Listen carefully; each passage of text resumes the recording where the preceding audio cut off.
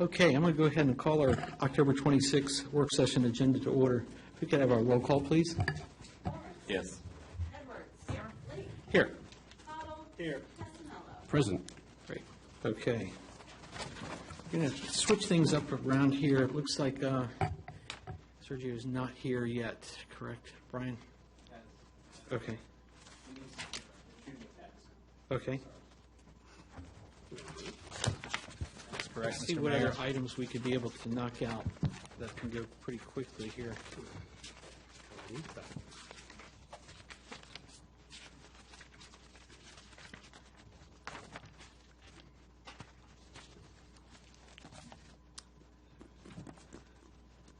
So, looking at our schedule, if we go to page number 15, let's see if we can go through some of these items here before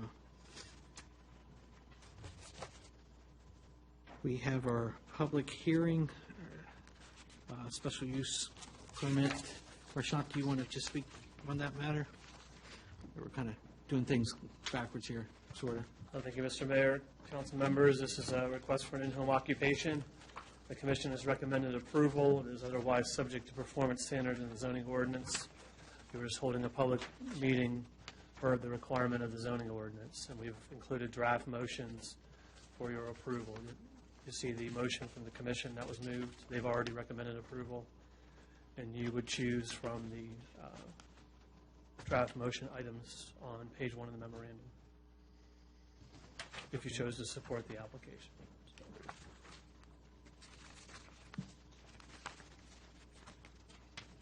So this would also be a public hearing on November 2nd.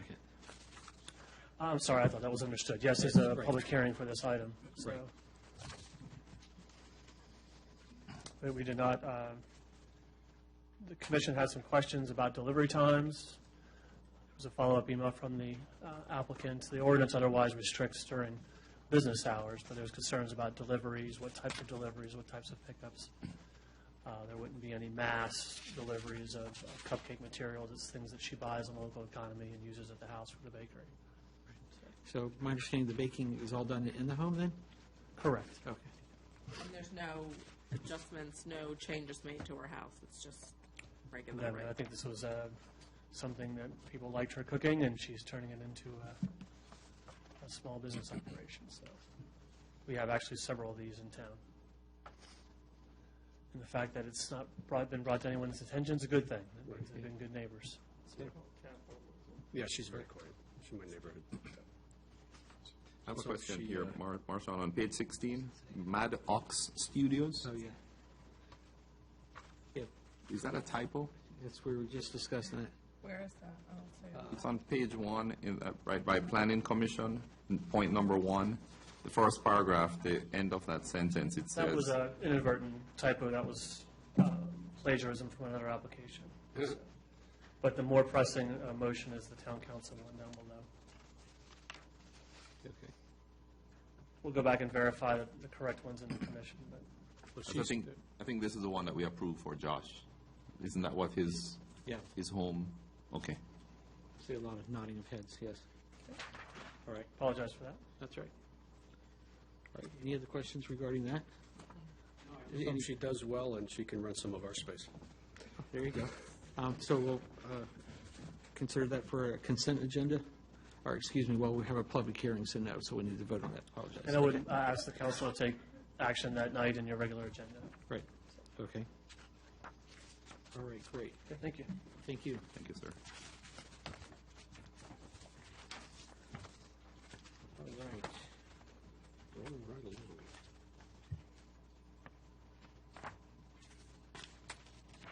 Looks like Mr. Sergio's here, so why don't we go ahead and go to our executive session, if I could have the attorney bring us into.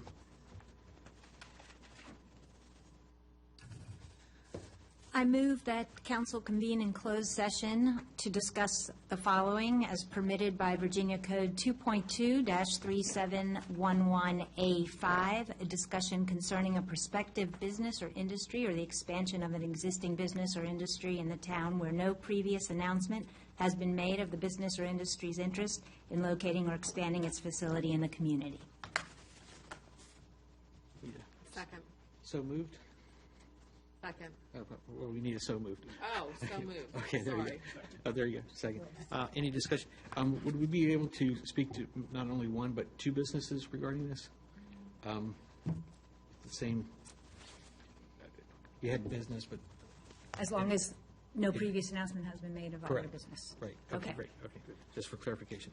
Okay, great. Can I have a roll call vote, please? Morris. Yes. Edwards. Yes. Lee. Yes. Cottle. Yes. Costello. Aye. All right, great. All right, we should be back in probably, 5 minutes. in a little bit, yeah. Yes. We have upstairs access? Yeah. For myself and our town planner also send in. Absolutely, yep.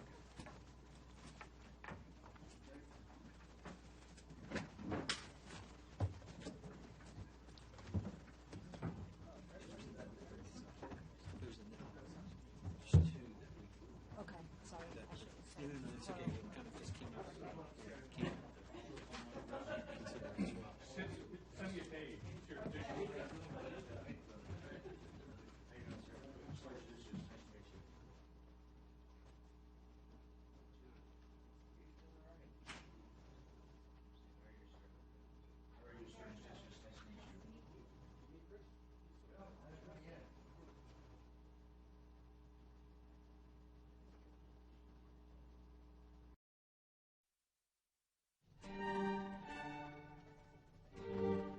For the certification, for reconvening after the closed session, I move that council certify that in the closed session just concluded, nothing was discussed except the matters specifically identified in the motion to convene in closed session and lawfully permitted to be discussed under the provisions of the Virginia Freedom of Information Act cited in that motion.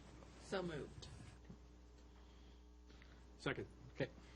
Morris. Yes. Edwards. Yes. Lee. Yes. Cottle. Yes. Costello. Aye. Great. All right. We're going to switch things around here a little bit. We're going to go right to our chief's report.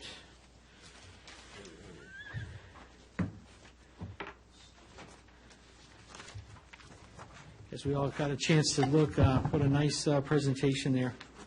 No, I opened my packet, I was like, Wow. What a Well, difference.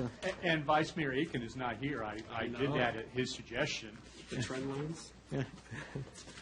But the idea was, again, not to do this monthly, but at least draw some historical perspective so you kind of understand what has evolved in town over time. And just a couple of points about the first 2 pages, and that is clearly you can see that Group A crimes are somewhat cyclical. They go up and down, and that actually extends to individual crime trends also. I'm not sure why that is. I have not heard yet a reasonable explanation, but it is an obvious trend. And if you look at it as a sort of a cyclical trend, there may be another year where it goes down a little bit, then maybe you're anticipating it going up again, if it does follow the pattern. But overall, again, the good news is on the second page that if you look at Group A crimes per 100 residents, whatever ratio you want to use, it is trending downwards, which I think is fantastic news. I think that's exactly what you want to see. That you're adding more residents, the town is getting bigger, but the associated crime rates aren't growing is I think, excellent news, and certainly a credit, I think, to how the town has been policed. Again, I did throw some specific crimes in there. You see the same cycle with narcotics. Right. Assaults are generally of the misdemeanor variety. There may be 1 or 2 aggravated assaults per year in town, but not many. Thefts, including burglary, larceny, forgery, fraud, and embezzlement, again, all follow that same cyclical trend. Mm-hmm. Destruction of properties had the same trend.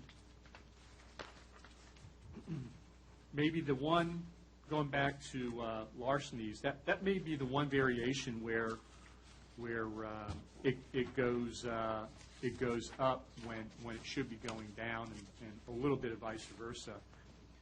My one thought about that, particularly with a big decrease last year, maybe that the word I get from our officers is that Sheetz is not reporting larcenies like they used to. And that might be a management decision on their part, not necessarily a corporate policy, but an individual manager policy, from what our officers are telling me, they are not responding there to larcenies like they used to. And I would think that people continue to try to steal items from the store. They're just not getting reported to us. So that might be why there's such a dramatic downturn in the last year or so. So the individual manager is willing to accept shrinkage? I more or think less. so. Yeah. I think so. That is certainly what the officers are reporting. Yeah, that was one of my questions. I was wondering if some of this was underreported in some areas. And they have too, and I don't know the coordination with this graph, but they have also altered the way that you purchase gas. And they've made it functionally impossible to do a gas drive-off there. No longer can you grab a pump and then say, I'm going to go in and pay for it Right, later you have on. to pay first. Yeah, you have to pay first, and that may be part of that trend too.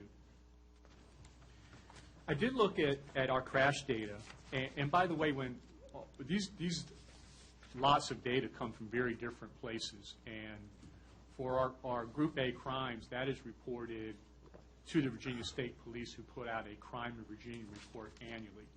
And because we are a town, Group A crimes go in that report.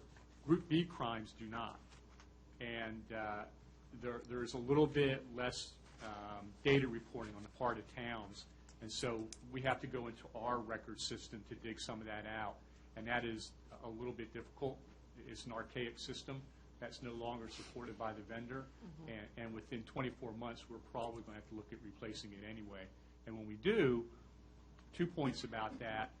We have already identified law enforcement partners who are willing to split the cost of the system, and they can be expensive, but vendors are also willing to work and allow multiple agencies to get on the same contract.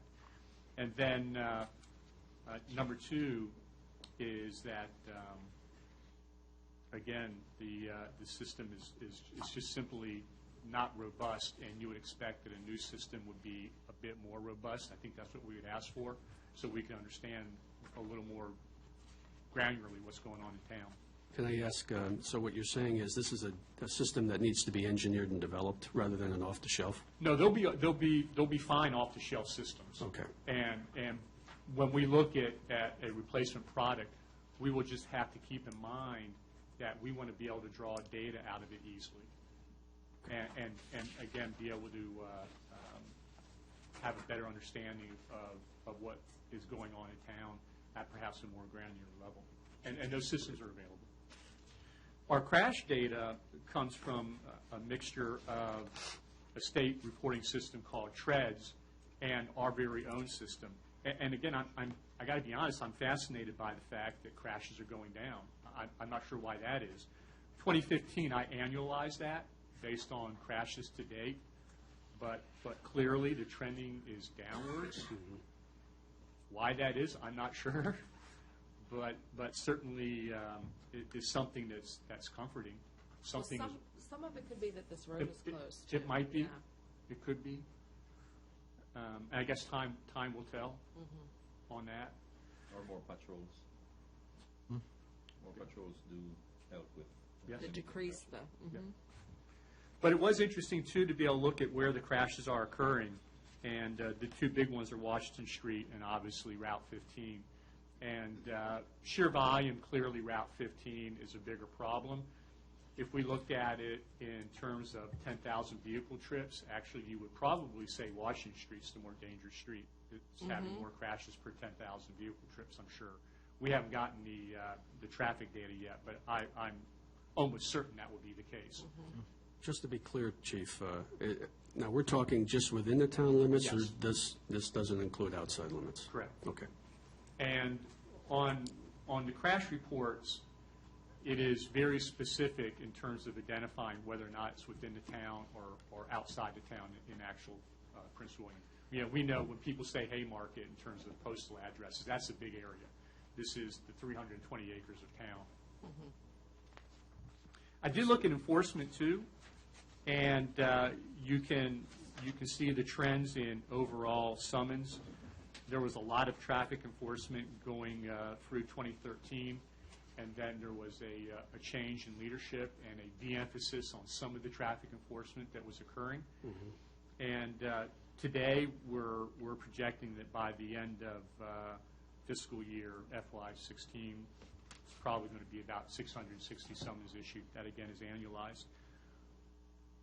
What I did think was more relevant was the graph below that, and that is where are they writing summons at. And if you look at those, the orange is I-66. And they wrote huge numbers of summons in 2012 and 2013. And then there was a change in leadership, and I think the acknowledgement that town officers need to be in town, not on Interstate 66. And you see that reflected in 2014 and 2015. If we annualize 2015, what I am impressed with, and I think is the trend that we want to see, is that enforcement in the reduced speed zones is almost equal of what you saw in 2012 and 2013. So they're out there doing what we asked them to do, enforcing the traffic laws, but they're doing it in the places where we want them to do it, and that is our reduced speed zones. And I think that's a trend that we want to see continue. But certainly that's what I'm aiming for. Good traffic enforcement within the areas that we are most concerned with, and that being our reduced speed zones. Good. Probably eventually erasing that burgundy color. Yes. I did break down, again, some of the offenses. The reckless driving are almost entirely on 66. You can also see, though, that when drivers drive suspended, we tend to pick those up in about equal numbers, distributed over however many traffic stops we do. We did also a significant incident report, and I think probably the case that I wanted to stress most, because I think it's interesting, is the first one, unlawful wounding. And that was the third assault case at the Haymarket Iceplex. And what was interesting about it is ultimately we reached a resolution with the Commonwealth Attorney's Office, and that is that if you are assaulted on a sheet of ice while you're playing a hockey game, that is an assumption of risk, and they will not prosecute that. And this wasn't a minor assault. Again, it was a felonious assault. The injuries were significant enough to require medical treatment, and yet the Commonwealth Attorney's position is, in hockey, that's an assumption of risk. Kind of interesting, but that's their perspective. And if we get a call, by the way, tomorrow, and somebody wants to take a report that they were assaulted on the ice, we'll still take the report. We'll still consult the Commonwealth Attorney. We're not going to use that ruling on one case to not investigate a report of a crime. But it is interesting, I think, and noteworthy that that's the perspective they're going to take. We did have two unlawful entries into vehicles. And again, I think it's interesting for two reasons. Number one is they occurred on the one night we didn't have coverage in town because of Haymarket Day being the next day. I don't know if that's coincidental or not, but it certainly is, I think, interesting. But also, what is interesting is that outside of those two incidents, we haven't seen anything in town. And if you're familiar with some of the trends outside of town in nearby neighborhoods, to be crass about it, they're getting hammered. But there's some neighborhoods off of 15 that are just getting tore up, for lack of a better word. And I think, again, it speaks to the fact that there's always an officer here driving through these neighborhoods 24 hours a day that I think serves as a huge deterrent to those sorts of casual crimes occurring. We had a number of drug arrests and a number of DUI arrests. Again, the drug arrests tend to come off of traffic stops.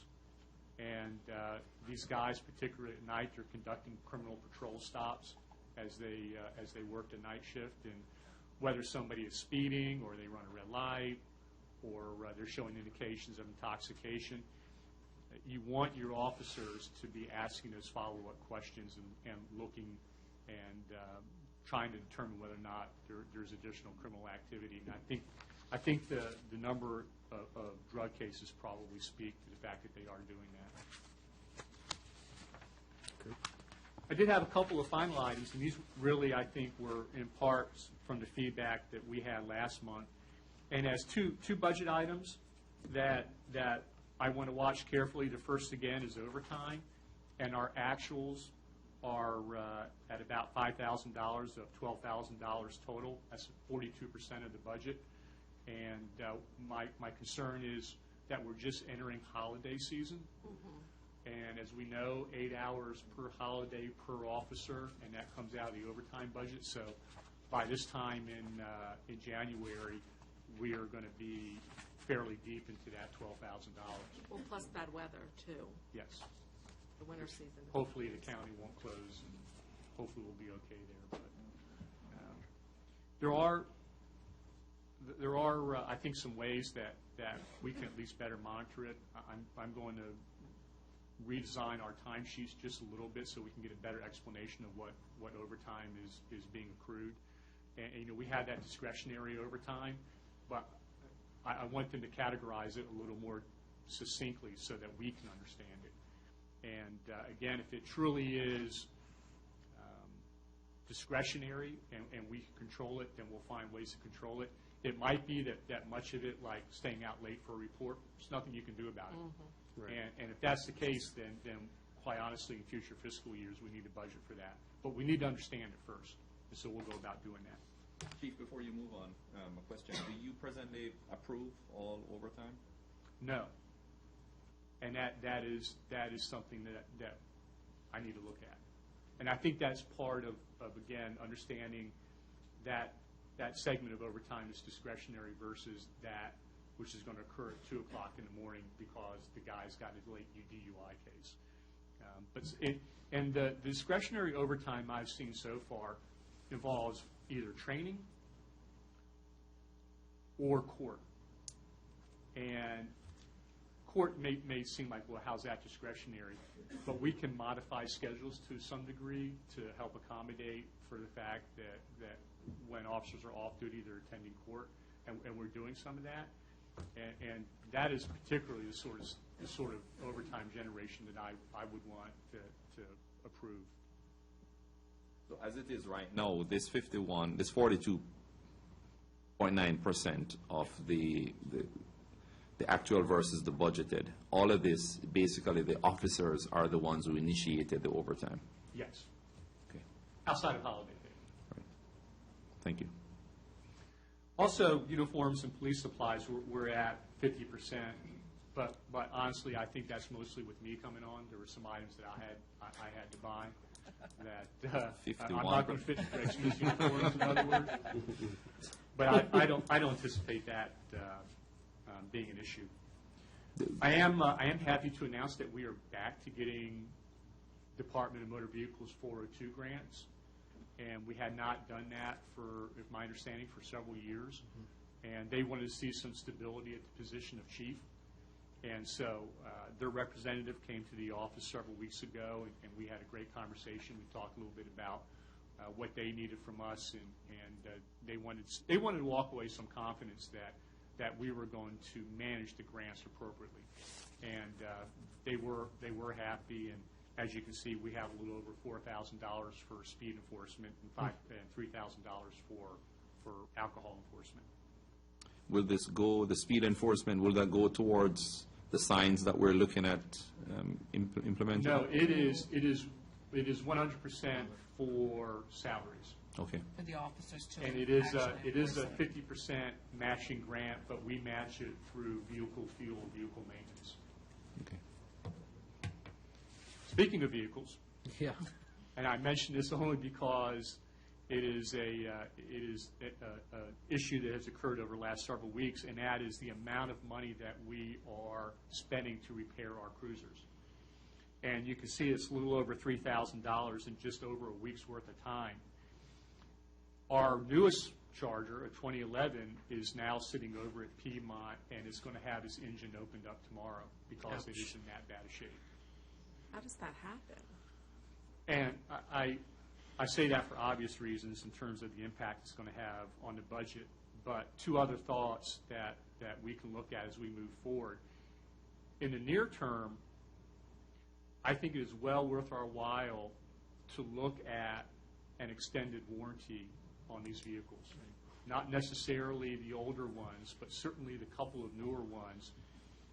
There are warranty packages that probably we just pay for in repairs.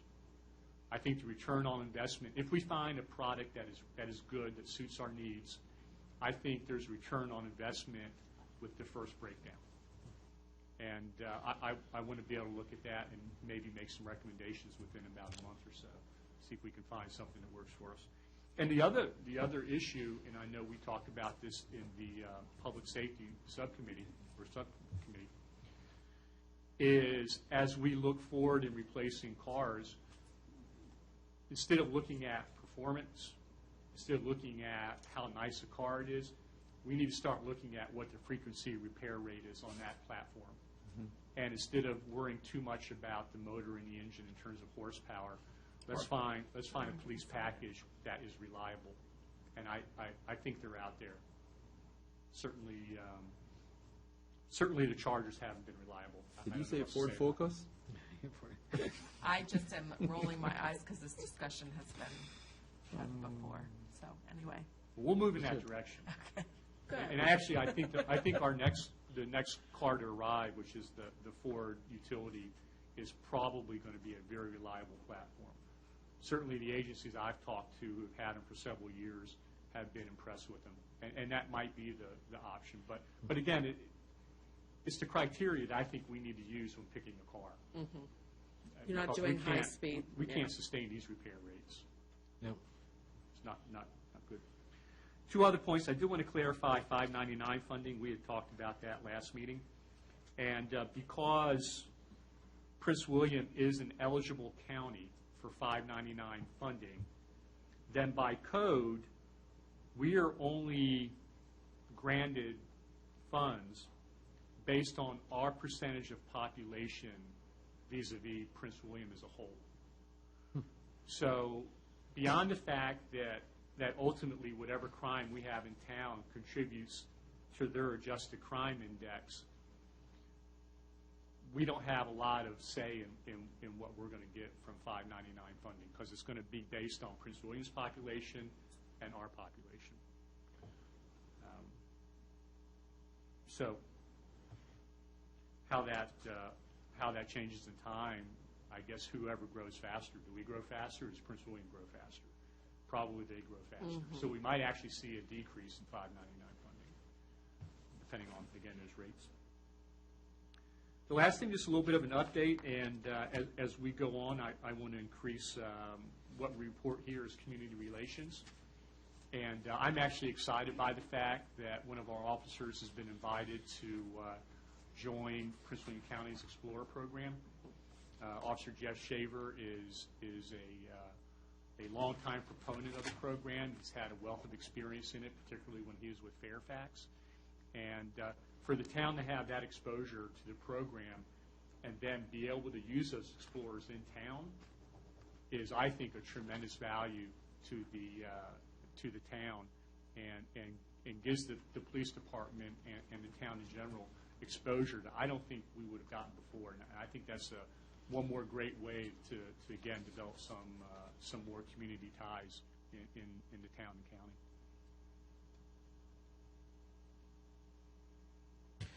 All right. Any questions for our chief? I had a couple. Yes. Go ahead. I was just looking over the profit loss and the budget in the public safety, and I noticed as far as the educational fees and the conventions, and it doesn't seem like $500 a year is very much for education and convention. I mean, I don't know. I know that certain number of hours are required, and some of those courses are free, but it just seems, and I know you're working off of someone else's budget, so. And my thought is, and we've had some preliminary discussions about budget development, and I rest on what I'm familiar with, and that object code is a good example, where what I would anticipate as you do budget development is what training do we need for that fiscal year? And list it out. And then if we sort of, as we go through budget reviews, all agree that that's the level of funding for that particular object code, given line items, which classes we want to pay for, then that's what we approve for that object. And I agree it is low, but I'm not sure. I'm not sure that methodology was used to develop it. Right. I suspect that was just a number thrown in. Let's put $500 in. Right, Call it because doesn't every police officer have to do like 40 hours of? They have to do 40 hours every 2 years. 2 years, right, And we like to see more training than that. right. 40 hours every 2 years is I don't think, very good career development. What I am sensitive to, however, is that we have a wonderful compact between the 4 academies in this area, Rappahannock, Prince William, Right. Fairfax, and Northern Virginia. And they can supply almost any training need that we have. And so in some ways, I'm cautious about training that has a cost associated with it, only because the chances are, sooner or later, you're going to find it in one of the academies. Locally. But I mean, even for you, I mean, there are things that you might want to do as a new chief in a small town that might take more than that. And again, I think going into next fiscal year, we'll itemize that. Okay. Okay. Any further questions? Just one, Chief. Your concern in Officer Schaefer. What do you have any plans as to get other officers involved? And I know he's very much involved in different things with the community, but maybe just a thought, just to look beyond him and to see how to get other officers. And I think what I want to do, and I'm not sure that this has occurred in the agency with any regularity, is these officers need to be evaluated annually.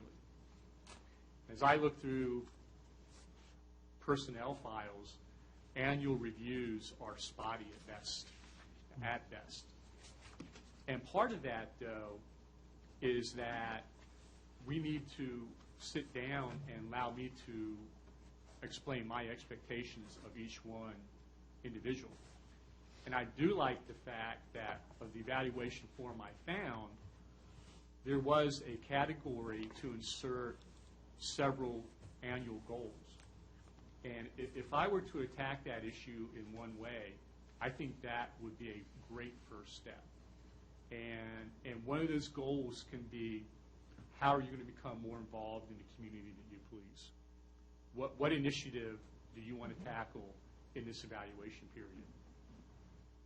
And then see how they do at the end of the year. Thank you. Any further questions? All right, great. Thank you, Chief. I appreciate it. We're going to go to Sherry here, since Steve's not here, and we have Joe. Go ahead. Good evening. I know there's a lot more on the agenda tonight, so I'll just open it up. I believe Councilman Morris had some questions. Really? Okay, no questions from Yes, I do. Councilman Morris. Sir, due respect to your rank and appointment. Sherry, are you concerned, when I look on the, we're at 25% right now in the year, are we? A little over, yeah. About 31%. 31? Yeah. There are some items that are on the profit and loss actuals, and the ones that I'm mostly concerned with are like 48% and higher. Are you concerned with those being, I'll just name just a few: mileage allowance, meals and lodging, 106, convention and education? Well, we did work with that one, 57%, 81% printing and binding. Are you concerned in any way that some reevaluation needs to take place? Because if we continue on this trend, we're going to be so way beyond the budget that we're not going to be able to catch it. I agree with you. I am concerned with some of these items that are getting a little bit out of hand. Actually spoke with Brian today about some items as well. Some of these items are upfront items. We have new people come in, or business cards, or I know a lot of council people just went down to VML, so that's a lot of your education and mileage. And so when all these courses and classes come up, So we didn't have enough money set aside for this, maybe, in the budget, and we need to Relook at that. relook at that. well, we may need to Shuffle relook around. at that next year, if we're going to continue on this sort of Education and training. Yeah. What about the printing? What is that? Is Printing that and binding? this? Your business card. Stop. This is our paper that we Actually, it generate. is partly this. Why do they not print on the back side of the paper? Well, you still get charged for 2 copies, but I'm sure it's, you might have reduced the 50% of the paper. Black and white is no cost. The colored, anything colored costs money to print. Anything such as the pens that they just got for like employee appreciation, business cards, All right. Yeah. Right. anything like that. Anything we use for printing and advertisement. Unicode, we just had a supplemental for your code Right. books.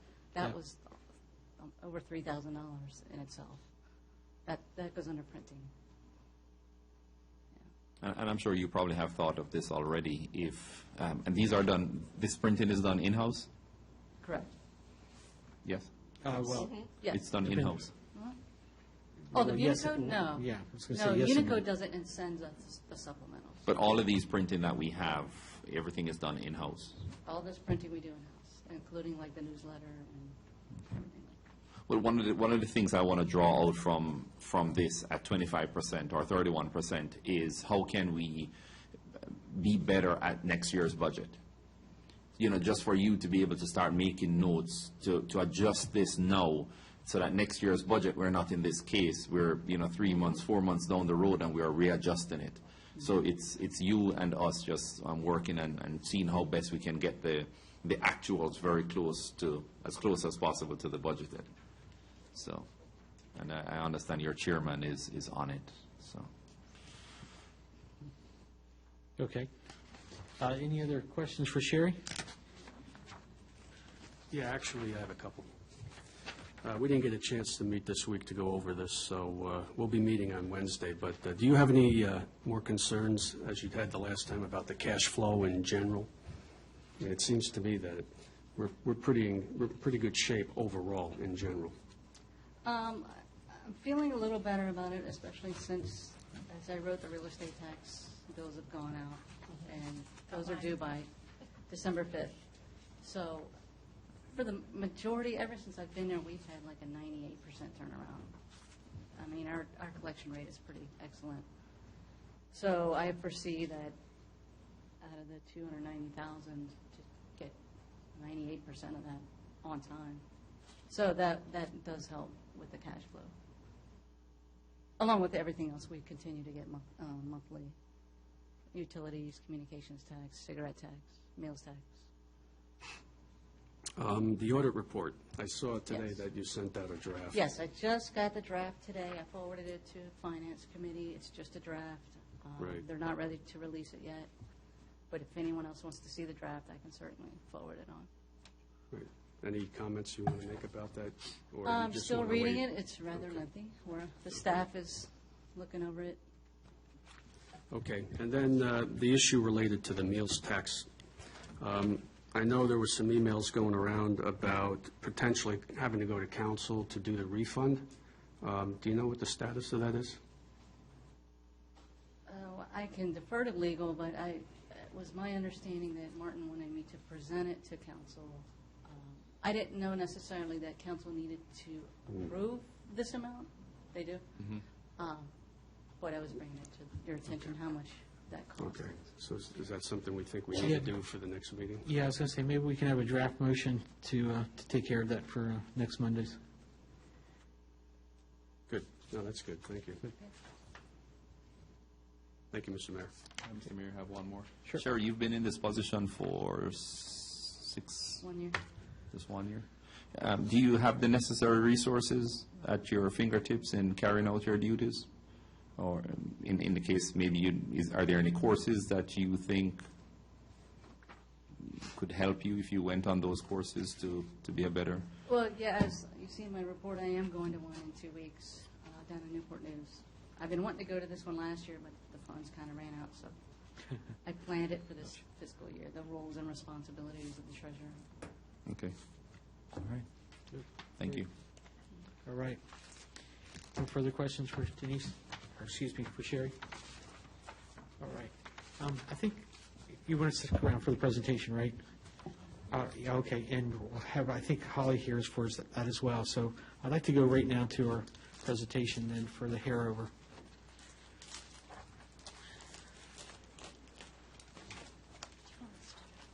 Yes, yeah, because it's going to need to be legalese word.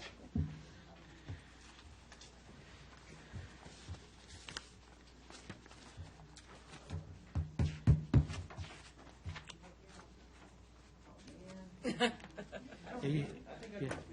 Well, it's the listening audience is, it comes really low if you don't have, oh, yes, yep. Oh, yeah. The camera's behind you. Yeah. I've watched you guys. Yeah. You usually have popcorn.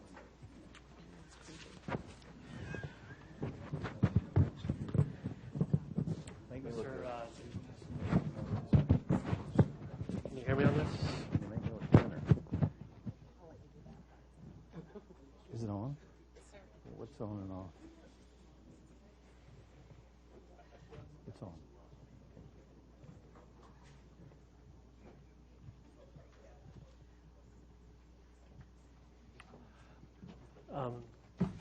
Thank you, Mr. Mayor. I just want to tee up. Our project team is here this evening for hair over. At last month's work session, we put together a consensus of program elements for the preferred master plan. And you've obviously seen the materials in your packet. I think it does a good job of addressing kind of the overarching needs that came out of the full discussion by all the various groups and policies that apply, and that is the recreation space, more open space, reuse of some of the structures that are on the property, and also a small community facility. And so they're here tonight, the consultants, we like to say we're all a team.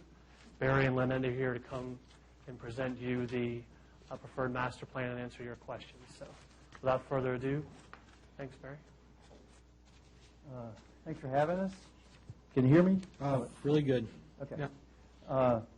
Lynette Winch is with me. I'm Barry Carpenter, as you know. And I know you guys have got a lot of stuff on your plate. I realize that. Oh, no problem? No, this is what we're here for. So I'm here to present the preferred plan. It's been quite a few months since we had our public forum, and you guys have orchestrated a process through the ARB and the PC to get their comments and input, and they've been dutifully noted and communicated to me, and you guys, the council, has come up with your recommendations, and we worked from those recommendations to prepare this plan. I think that this plan takes a nice piece of property in the heart of your town and makes it very useful and very public. And the watchwords that we heard were town, community, open, naturalistic, functional.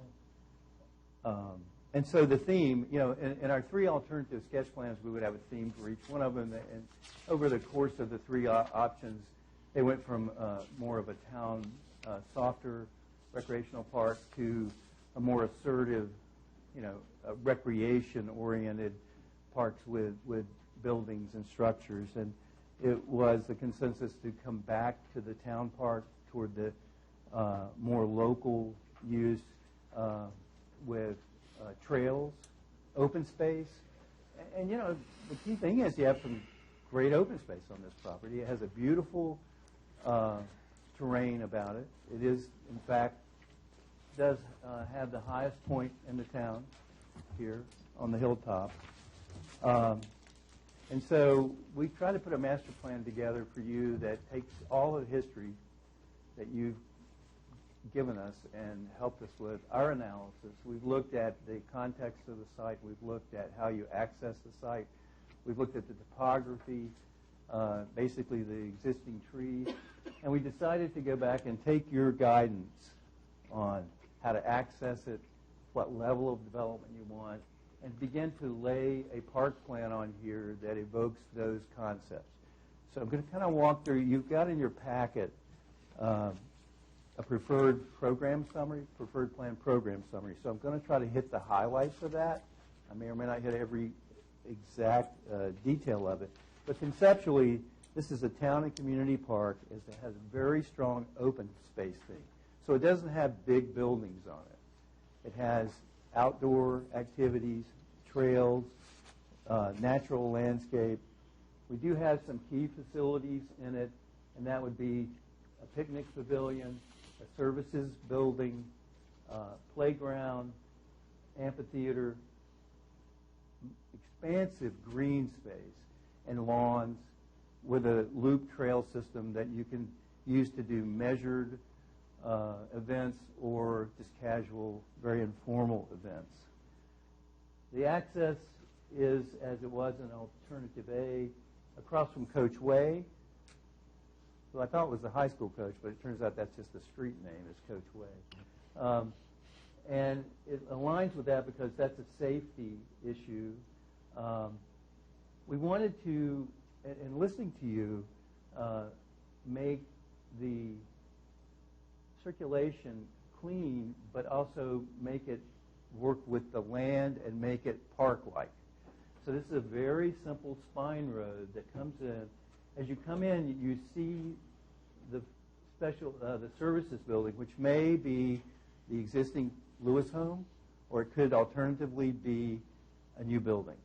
And both would serve this park plan. So you see this axis, which is a major pedestrian axis and visual axis. You come here, the lower part of the property in the southwest is the place that you'd put your stormwater management. We circle around and slightly climb the hill. We are now creating our front door aspect to the Lewis home here that's showing in this plan. We have access to this parking. We have the opportunity for a future connection to the Baptist Church parking lot for special event parking. And we come down and we have a circle that services a parking lot of about 56 spaces or 50 spaces in here. And this allows you to go slightly up the hill and understand that you're cresting this hill right along it, and right below the high point, it distributes you to the parking. It also allows service to the rear of the property. The parking is very compact, very simple, with a loop system that serves it. It serves the amphitheater, the pavilion. Actually, the amphitheater, if you have an event, would probably need overflow parking.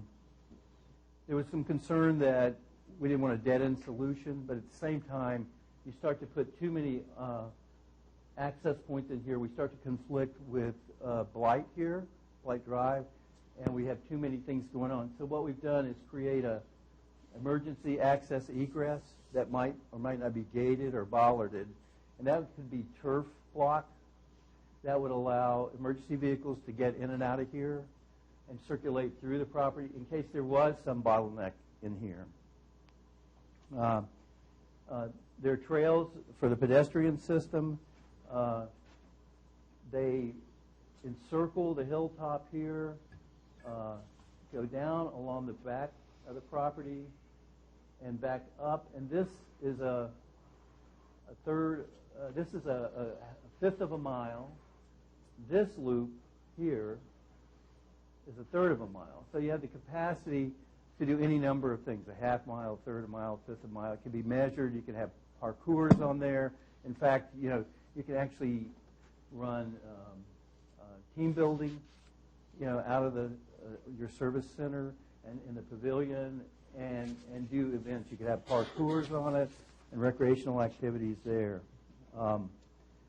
Trails were a big item. Open space was a big item. we made this a very much an economical plan in terms of landscape. These kind of yellowish tinted trees here, as you can see, they run the spines, right, bisecting the property in a north and south fashion, and then they fill out the back. Those are existing trees. Now, we didn't have a tree survey, but we took the aerial photograph and we tried to locate where those clusters were. And so we decided to use that as the framework for landscape, not to create a whole new set of landscape, because I think you wanted more clarity, more openness. So what we've done is use that primarily with some landscape that defines the amphitheater area here, defines the parking lot here, and in the special areas around buildings. The spine here might be concrete, whereas these would be asphalt paths. This spine is a view and also a connector between the services building, the pavilion and amphitheater, and the event lawns, and the playground, which is really a piece, right? The entire active area is wrapped and served by this small driveway and this parking. The frontage landscape consists of extending your planned streetscape environment and improvements. We do show some low stone walls at the entry with some ornamental plantings, both shrubs and flowering trees, but generally not a lot of new plantings. You talked about signage. We're showing where key directional signage would happen, where key informational, interpretive signage would happen in terms of key facilities and historic buildings in that option, and also trail signage and signage along the roadway that warns drivers that we've got a trail crossing, because we want to make sure that everybody's safe. It wants to be a very low intensity kind of environment and very safe. And the fact that it's not a loop road or a cut-through road really helps that. The main, and of course, site furnishings, we'll have picnic areas, one here, one up in here, and a number of grills, maybe a hose bib, concrete slab if possible there as well. But we get down into the special activity environment here, and these are some key facilities that you have asked, and it comes through your process, through the Planning Commission, through the public forum, through the ARB, that you want a multi-use pavilion. We're showing one. It's 3,000 square feet here. It can accommodate, I think, 120 people. I have that somewhere. 120 to 125 people seated. The idea, and we have a phasing strategy for this too. We can talk about that, or I can sort of talk about it as we go along. But initially, you want to put in your access drive and your parking and a service facility, whether it be an adaptive reuse of the current Lewis home, that's the pantry, or whether it be a new building on the same site. And what we've done is show you, and I think it's in your packets, how those would work at space allocation plan. And you can see that the existing building envelope can work with meeting and restrooms, some storage, a small admin area, and it's about 1,877 square feet. A replacement building would be done in the style of the Lewis home. It would use materials taken from the police station and or the pantry and integrate those into it. The roof forms would be, the dormered roofs with the bridges, and it would have porches with stone pillars with wood pillars on top of those. So it would respect and honor those buildings. So the key is that in either of the options, you're either saving this pantry here, or you're taking that pantry, harvesting those. Maybe that pantry can be moved off site, but that then becomes a site for bathrooms, small meeting facility. It's really going to be the architectural focal element on the hilltop that anchors that. And the beauty is that it works with either one of those sub-options. You may want to, we have shown the pavilion And the amphitheater, I think we showed those in Phase 3. Correct me if I'm wrong about that. But what we think is that in the early phases, you can still make this a picnic area. You can still have your walkways. You can still have your lawns. You can have soft recreational events going down here. You can have your festivals going on down here. But the minute you start to hold festivals and the minute you start to hold any kind of major amphitheater production, you're probably going to want this connection to the Baptist Church parking lot. Now, I say that certainly is dependent on an agreement so that it works with both. Okay, so let me just say the playground. Here we have a nice loop trail that encompasses the playground. It would be fenced. It would be very close to the pavilion. Eyes on the street. We like to keep it open, so that it's safe. There are some other options, and this would be a playground for multiple ages, ADA accessible, and you can have that be as fancy as you want it to be, But playgrounds are not, they're not cheap anymore. But at the same time, they can be reasonably done. We've been thinking about how there are a lot of opportunities for soft court recreation, like volleyball and horseshoes and those kind of things. We think that's really good for the young folks and the teenagers. We think that if you use your service building meeting for scouts and youth groups, you can actually do team building out of there. That is the center. It gives you all your support services you need. And then you have some opportunities on the site itself to run recreational programs. But we haven't laden this with a lot of hard courts. There's no tennis. There's no basketball. It's all more soft opportunities. Anything else on the overview? So I'd like to talk a little bit about this option. In your packet, you'll see a footprint of the actual Lewis home that was in the sales brochure for when they were selling it.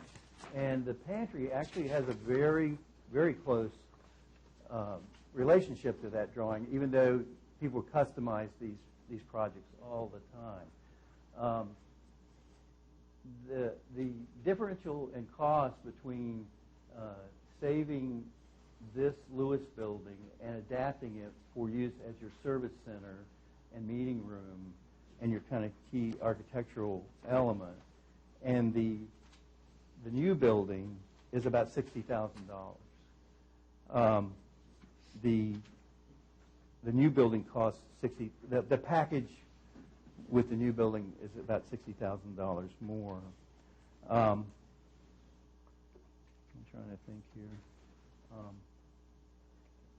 But both buildings work pretty well. We'd have to make this handicapped accessible. The beauty of this layout is the side doors that go out to what would have been the porte cochere and the driveway for the house are excellent for a separate entry into the meeting room. But you will definitely need to have in your early phase some kind of facility that provides at least at a minimum bathrooms. You've got to have that. We've talked about, and we don't have it in here, but we've talked about whether there might need to be a small maintenance building. None of the buildings on site are really big enough to work, but it might happen in conjunction with this facility, and it could sit over here to look like a small garage, but integrate it into the architectural theme. And this is the list that we were given by Marchant with all the ideas, and as you can see, we've tried to at least color them, if nothing else. But I'm trying to think of what else. I think that's it, and we could go through phasing if I could find my phasing diagram. But I will just open it up to questions. Okay. And I think we have some. Do you want to start, Joe? Okay, thanks, Bert. First question relates to concepts without either footprint for the building. Have you thought about that at all? In other words, a tabula rasa, as I've said twice in previous meetings, a blank slate. Have you given that any other consideration? One of the things I think we talked about at the last meeting, and my council members can correct me if I'm wrong, is we did discuss possibly a concept with neither building in place, but maybe some type of facility. That's what we have. And that's, now, but how is this, so the criteria for this facility, where did you derive the sizing from for that criteria? Which facility are you speaking of? Well, you're saying this was really from a blank slate, but we did say we might want to have some type of facility on the property. Okay, we have the pavilion, which is a facility that is sized to make sure that it can be served by parking, that it's kind of a medium-sized pavilion. If you're talking about the services building? Yeah, I'm talking, yeah, the meeting space. That building was, it would be, I've just done a lot of facility planning in my time, and I know what a reasonably sized community room is. I know that we need 150 to 180 square feet for a decent-sized bathroom that's public. I know we need a little admin space. So we developed that. It's a conceptual space allocation program. But it's pretty well founded in experience, I can tell you that. And the other thing is that the actual pantry building, the Lewis home there, it has a fixed amount of space. And we were trying to mirror the scale of that because we were told time and time again that the option would be to possibly keep that building, possibly put a new building on that site that might be more highly functional, okay? But when you get back to Tabula Rosa, we have not done a plan that shows no service facility because in any plan you would have to have a service facility. Well, I'm talking about developing something just from a blank slate. Now, that doesn't necessarily have to be in that location, does it? The building itself, the service facility? I mean, I think... No, that, absolutely not. It does not have to be. I'm saying the guidance that we've been given is to have an option that puts that building in the same site. But it doesn't have to be there. There are any number of potential sites for it, here and here. If you keep the police station, you're a little tighter. You can integrate a service facility into this pavilion. So there are options to do that. But we have been following the guidance that we were given. I think you could adapt the pavilion. Probably maybe the easiest way to go or the most straightforward way to go would be to adapt the pavilion plan to include some services in it. That might mean that you would want to phase that earlier. So pardon me, but that's where we were coming. okay. I mean, I'm just, okay. So there is the potential to not have that service facility up on top of the hill where some had thought maybe it might be better as either open space or maybe some other recreational uses or what have you. And you could possibly tie that into the pavilion, whatever those needs are, however you sized it. Sure. Okay. But, again, we're coming from what we were given, and so, but I do think there's a definite option there. We could go with that. Yeah, I just think that, it's better to approach it from a greenfield, so to speak, if you can, and then develop it based on what your requirements and specifications are. And somehow I just think that the building kind of draws us back. And you were talking about the sight line from the driveway. What does it draw us back to? It draws us back to the building being there, and perhaps we don't want it to be there. Oh. Well, I understand it is there. Okay, but- so I see there's three layers here. Right. There's the layer of leaving the existing building. There's the layer of not having the existing building, but having a new building on that site. And now there's another layer of not having no building on the site, which is Well, I think there was two. I think we came out, having one or none is what I remember us looking at, looking for two different versions of either having one of the buildings in play or a clean slate of what happens if we had no buildings there. So obviously, we have a disconnect with Mr. Mayor, I don't Here. believe you do. I think what this allows you to do, and again, one of the compromise, the staff recommendation was if both facilities aren't viable on the property, through the guidance, redo the plan was one. In my mind, if this goes away, what do you do with it? Open space, right?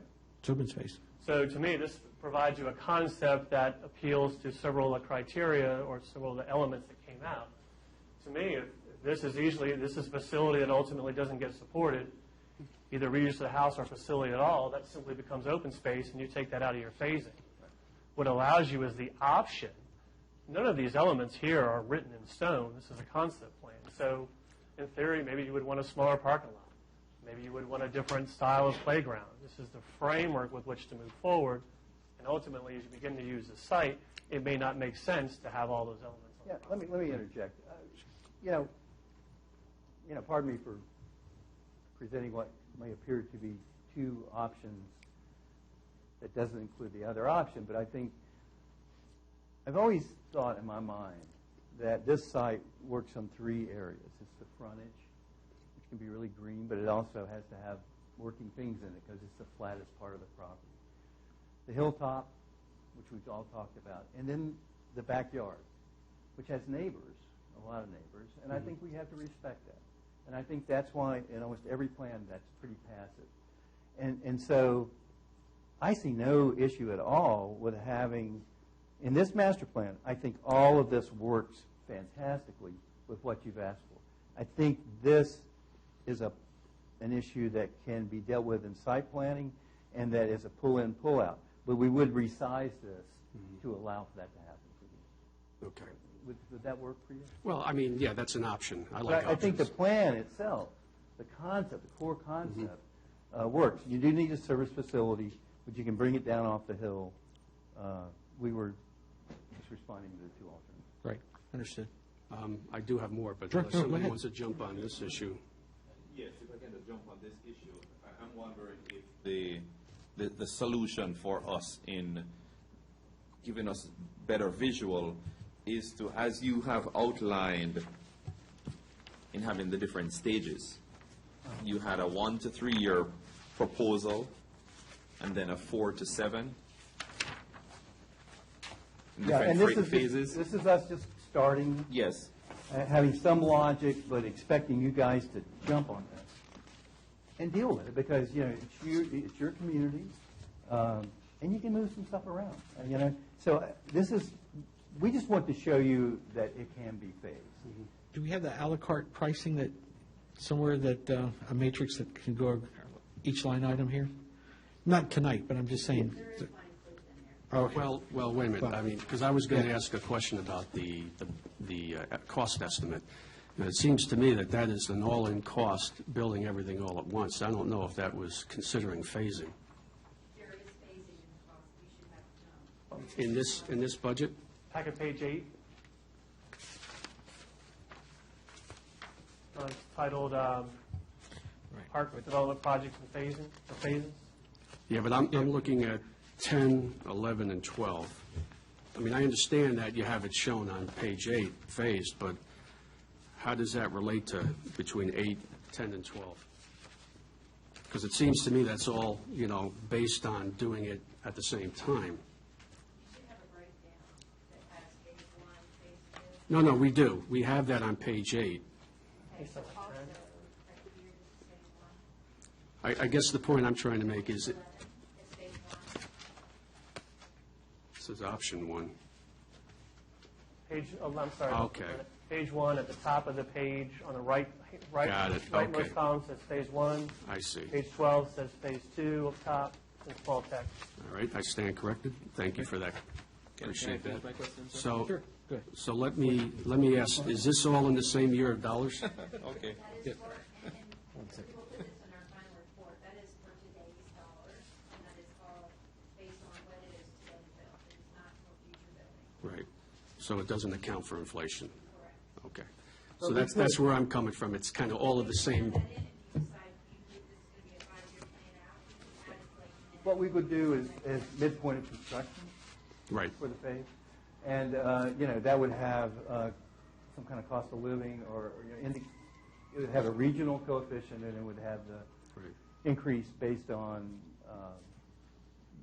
whether there's inflation, and we would assign numbers to those. So And we can do that. We actually talked about it, but we thought we'd keep it just kind of, I mean, we have so much to talk about, you know?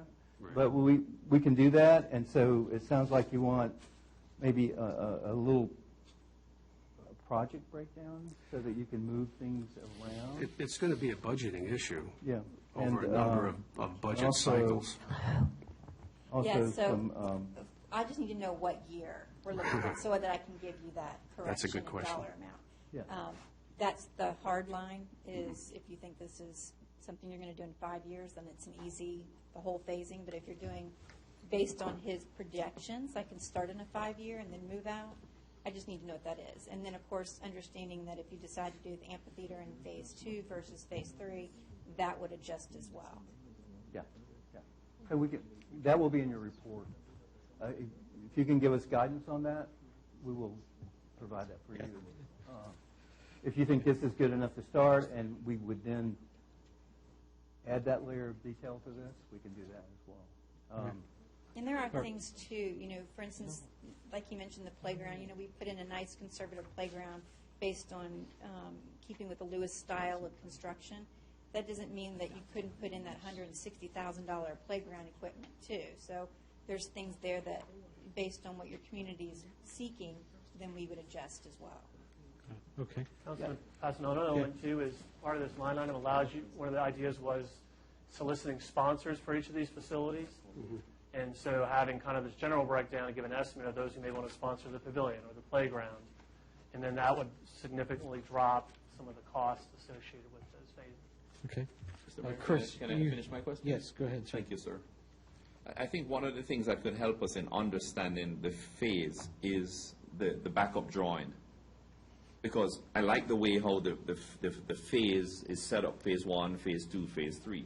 And just like what Marshawn said, if we should push ahead and get Phase 1 to be operational, then that would give us time to get the sponsor in and the different things for Phase 2 and Phase 3.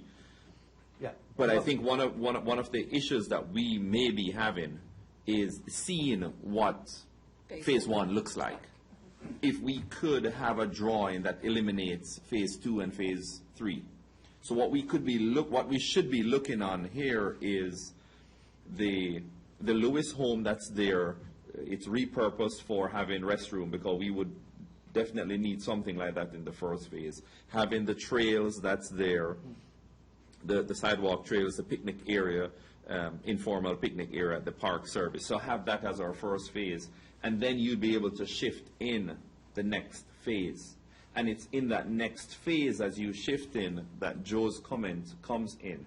What if we want to get rid of the Lewis building at that stage and create another maintenance or a facilities place? Well, I think typically what we do is we do a drawing that shows in color coded what things are in what phase, and it's pretty simple. But this is a computer. This is a computer. But no, this is not a computer drawing. But what I'm saying is, what you want is you want to have a picture of each phase, like cumulatively. Like a layer. Right, and we can do that. We can do that. And but I guess the guidance we need. You need we need a work session is what we need. We need another work session that would just deal with the priorities of what we see as a council as what's the first thing we want.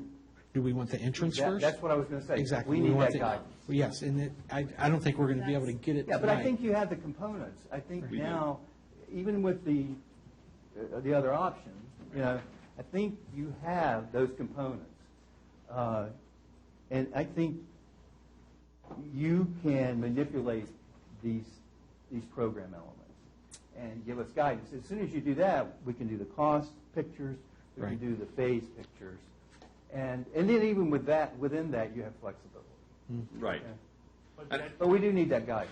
Yeah, the idea wasn't to have you go through that exercise Tonight, right, It was a obviously. general overview of where they're going. Yeah, I'd like to see a special meeting just for this, just to drill down, then get you the guidance that you need to give us the I appreciate information that. back. And I think you do need to be fresh, and you need to have the time to Right. doodle on it, Right. But I really do think that this plan, I have to say, it represents the process to a great degree, and that you've got a really good core set of elements here and distribution of elements. I think you're fine-tuning Right. And then fine tuning the phases. We're all about it. We're excited. Yeah. That's what we want. Okay. Can I All right. go? Wait a minute, nothing follow-up to, I don't think Joe's finished, so you had no follow-up for Joe? I yield to the gentleman on the right. Thank you. Thank you. Okay, so I just have another question. I know Matt did a really nice drawing last meeting. I'm not sure if you saw that. I'm just wondering if you did. He came up with a concept. Yeah, I saw that. Okay, any thoughts about that? Yeah, it's all here. It's all there. Yeah, I mean, it's not that drawing, but it's Right. the essence of the drawing. And first of all, I've been doing this for a while, okay? But, I think an emphasis on seeing the amphitheater. The only thing that probably didn't come off in that was parking along the frontage. We didn't want to do that. But emphasis on the amphitheater as being a central focal element, it's right here. You wrap around it. It's going to be a beautiful, soft meadow until you actually build the amphitheater. It's going to be a really nice, informal space, okay? It's a very shallow slope. It'll work fine for you. So I think it really does encompass that. And also, we were looking at the fantastic drawing by the town attorney, which was just really fabulous. I think this plan tries to respect the core elements in that. We looked at that. And so you think that this is the same amount of green space as it would be in that type of a drawing, roughly, give or take? I'm just curious about maximizing the green space, and it seems this is pretty circuitous with the roadway. I like the idea, the concept of coming in directly and then parking. You and then typically you don't could- want to come into the project and then instantly have a decision turn to make. Especially left turns are really problematic. From a traffic standpoint? I would not recommend it. But I Okay. think conceptually, putting the amphitheater in a very prominent position is a good idea. You still need to park cars. You can't not park them. Typically, if you're going to consolidate the parking lot in a rectilinear situation, it's cheaper to build. It's much more easy to maintain, easier to take the water off of it, easier to light it, and it doesn't actually create as much of an image as does parking along the frontage. So I would highly recommend you don't park along the frontage, that you consolidate the lot. Okay, and then, I was thinking about the impervious surface and how much this is compared to maybe other concepts, is this? Well, I mean, I park enough cars on this site to do what we need to do, except for a major event, or if you have the amphitheater working at full blast. In that case, you do need overflow parking. And really, I don't think you have the capacity to do that. I mean, you have to have some parking. If you don't have enough parking, it's going to be a real problem. I think it's a pretty green plan. It's highly green, and we've shown flowering hedges in here to blunt that particular view. The focus is on the entrance, not over here. This services your future connector drive, your service building needs, if it happens to be there. Anything that happens back here that needs any kind of maintenance access is serviced there. And it drops this parking lot right down here in one of the more shallow and flat areas on the site. The town gets its first roundabout. And then just one final question. I appreciate you spending the time and discussing this with me. Is that a retention pond there, or is that going to be a pond? No, I understand the stormwater management, but is it going to be filled? Is the expectation there'll be water there at all times? Is it Dry The pond? expectation is that Dry it'll probably be pond. a wet pond. Okay. It'll probably be something more bio. just the overflow? We had a wet pond in some of the early alternatives, but we decided that to make this one a little more economical, so we could make that a blue-green if you'd like, No, I'm not suggesting. I'm I was actually just being curious. serious about it. It's like it is really kind of it's going to be an open space, but it's a utility space. But we can't answer that until we do the engineering. So Right. the idea is that it will be a bioretention pond and that we could size one to work there. But until I could get into the engineering, or until whoever you hire to do the engineering, that is actually not 100% decided. Okay. So, you know, the site plan is going to be really the next, first we're going to do the master plan report, okay? It's a policy document for you. It is a guideline. It is a picture of you know, the basic use of the property over, in this case, maybe 10 years or whatever you want to do.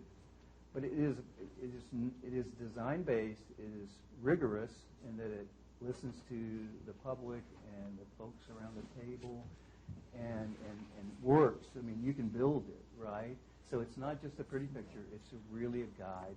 And then that document allows you to seek funding. You know, if you want to get any kind of funding from any grant, you need a master plan. I think even though you're going to tweak and work on your phasing, that still can be modulated later. Right. So, I mean, I'm not saying you don't need to make some decisions. I think this is an important document. But I think you're getting there. Okay, all right. Holly, you have I just wanted to clarify, well, yes, engineering computations need to be done. The amount of water that would be flowing to that pond area will not support a wet pond. You have to have a large enough area to support a wet pond. Right. And also, two materials for that parking facility don't have to be all asphalt. There's alternative materials that you could do and things like that. And you could also use that for some program facility. If you don't need a lot of parking, it's a nice open space you could do. You know, if we want to do the tents for Haymarket Day or something like Right. that, it quickly Right. becomes a multi-purpose space, not just parking.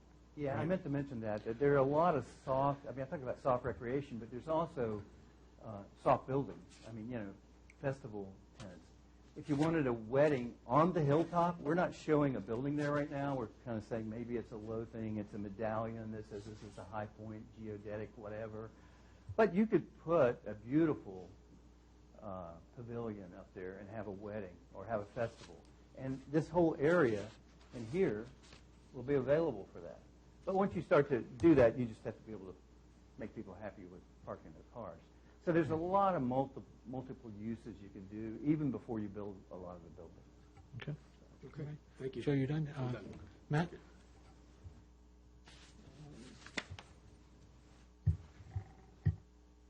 I have a lot of questions, but they're probably not best directed towards you. I appreciate your work.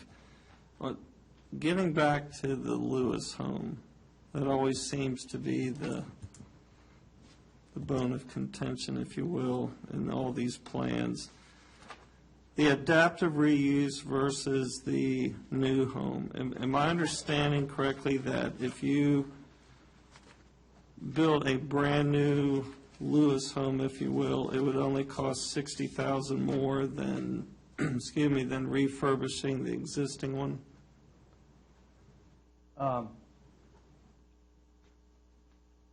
That is our best guess. Yeah, yes. I mean, you know, I'm trying to think. That was the differential between the two plans. And I'm pretty sure everything else is fairly constant. Yes. So, yeah. So, yes. It is. If you take all the elements and you calculate round numbers. the conversion to the bathrooms and opening it up and things like that, then in today's dollars, that's what it looks like. It's going to be pretty close to about a $60,000 difference. So in theory, you could raise that building, build a Lewis home, brand new, in a different place on that property for $60,000 Not a more. Lewis home, no, because then the elements are, one, they don't make those anymore, so we have to have those engineered. So we're talking about a new modern structure that would resemble the architectural elements.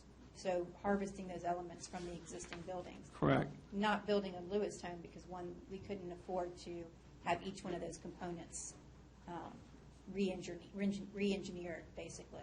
I guess my point is you could build a structure that looks remarkably similar to this existing home. You could build a structure that has the elements to highlight the existing home. You could not rebuild the Lewis home for that cost. Right. And that's not what we were asked to do. We were asked to put up a new structure that would harvest some of those elements, but just be a modern building. Right. With no plaster walls, standard walls, standard roofing, But yeah, we could have a. but a nice the structure. roof, the roofscape Right. would have, you know, dormers on it. Like I said, the porches, they would have porches integrated. It's key to have that. Right. They would have stone bases for the pillars. I mean, so it would have those attributes, and recall those attributes in a new building. And we may be able to integrate some of the pieces as well in there. We just, that's a detail that we don't know. But some of the windows, possibly, I don't know. Yes, Councilman I mean, I'm starting to get out of my league here. No, what I understand the question to be is, could you build a replica of that for $60,000? I don't think that's the Oh, intent. no. No, the intent, this one above actually lops off the backside of the existing home and creates a smaller footprint to match what the original plan was. The replacement facility is a facility, a bathroom, small meeting space facility meant to look of a similar architecture to the Lewis home, not replicate the home entirely, simply look similar to what that architecture is. But that's the difference between new. No, for $60,000 you couldn't build a home. No, what you're I'm building not- for $60,000 is a bathroom. I'm not saying for $60,000, I'm saying for $60,000 more than renovating the existing home, you could build a new structure to pay homage to the existing structure and its key architectural elements, is what I'm To a saying. degree. Yeah, I mean, we're not designing it, but I think you could have the scale, you could have the roof pitch, you could have the verandas, you could have some stone integrated into it, especially if it's going to be reused. But, beyond that, I can't say anything about the architecture. It would recall those qualities of the building. Right. It may be a little more vertical just because buildings aren't these are very low-profile buildings, these Lewis buildings, But it would have those components, those design elements. I guess I have other questions, but I'll yield. Okay. Ms. Edwards? I don't even know where to start. Yeah. My name is. Yeah. I guess my first question is,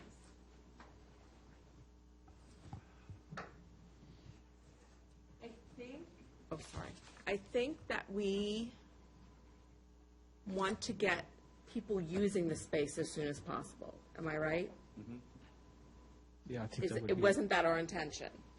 So what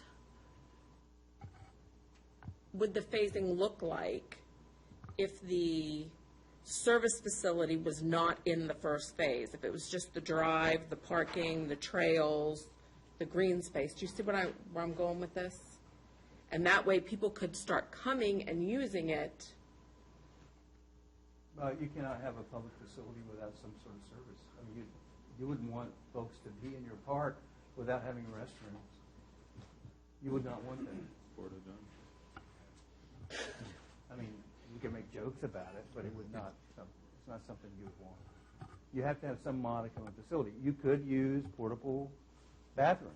You can do You that. just said that, but stop. So, I mean, that would be the answer. If you wanted to go with a light footprint, get people on the site, you could totally do that. You could use composting bathrooms if you wanted it to be more environmentally sound. They're a little more permanent when you do that kind of stuff. So it's like you're making a commitment. But, if you did that, you'd probably want to maybe screen them or do something. But that speaks to the values of what you want to say about your park. Right. No, I get it. Okay. And my next and my final thing is going to be, I simply don't get the concept when there's already a structure there to spend $60,000 more for a brand-new building. When you renovate and you fix this building, it's going to be usable and it's going to be great. It's like throwing $60,000 out the window. I think maybe the comment would be that maybe you take that monies and put it somewhere else. Does it have to be right there on that footprint? Is that, I think, what you were looking for, Mr. Cottle?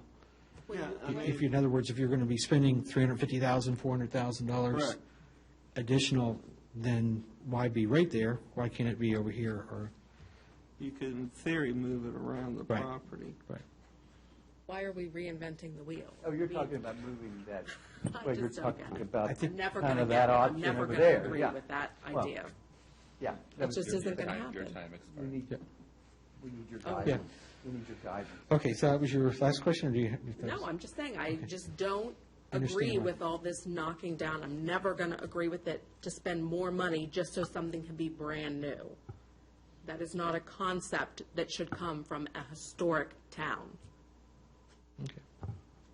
Well, we presented sub-options that address. That was not addressed to No, you. no, no. I'm going to run out. I'm Yes. getting ready Yes. to do the old backward Count- walk out of the. Councilman, No, that was not addressed to you. Mr. Mayor, can I go now? yes, you can go now, sir. It's my turn. I like the concept. One of the things that I would like to see, as I mentioned before with the phase-in, is to remove the demolition of the Lewis home, the police station, from phase one. It is in You want phase to one. remove it from phase one? I would love to see, one of the ideas is, I would love to see it removed from phase one to give us some time between phase one and two to try to sell it. Because We can do that's that. saving, That's an easy thing to do. We can do right. that. Yeah. That's just looking at phase one. I like the concept of what you have in phase one. It gives us the opportunity to use the building space. And I think in between the time of phase one and two, start using the pantry as our facilities. But then during that time period between one and two, it would give us the opportunity and listening to the public if we need to get rid of the pantry, move it somewhere else, or if we can find someone who would take it off our hands. You know, so it would give us time to chew through it. But it's, and that's why I went back to, we need to see the drawing of what phase one would look like, because then we can chew things out and work things out with the help of the community in what do we want to do for phase two. But for now, we need to start using the property or setting it up in a place where we can use the property. And then we can work out the details. So I would love to see it, but not having the police station demolished Well, in the first phase. We just need clear guidance. I mean, are you asking us to portray, to basically change this draft and portray the police station in phase two? So it's not being dealt with, or are you going to work on that within your phasing work session? I think we need to work that on our phasing, because I think Right. you'll have, and we're missing two We're missing vital two. Yeah. people here So- as well, so too. I do have a clarification to ask of you. You wanted a snapshot of phase one and a snapshot of phase two. Did you want a snapshot of phase one, two, and three independent of each other, or cumulative? You see what I'm saying? So phase three would be that drawing right there. Exactly. That would So be you want a phase three. cumulative. Because I think it would help us in Yeah, making the well- decision with phase one, because sometimes we see phase three and we don't get the full effect of, okay, but we can still change the position of the pavilion. We don't get that because we're seeing the blueprint here. So Okay. I think it would Yeah, just okay. help us better. And as the mayor pointed out earlier, I think this is something that we should have. I hear you. Just sit down to give you directive. Because if not, you're going to keep getting frustrated and keep coming back and keep bringing, you know, you're wasting a lot of ink. Right. Yeah. We need to But, give your guidance. No, that would be wonderful. Yeah. We'll definitely make the time for that. Okay. Great. Let's see, anyone else? You, sir. Yep. My thoughts.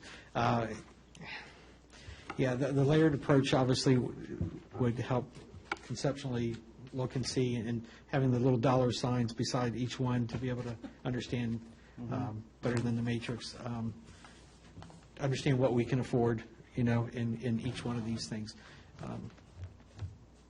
The drawing itself, I think, as you mentioned, it's knocked on every one of the elements that we've asked you. And of course, with the understanding with the house, could be an option of not even having it there. And Yeah. you guys need to see Yeah. this stuff, and then you go, oh, yeah. I mean, Right. you know, it's not in stone.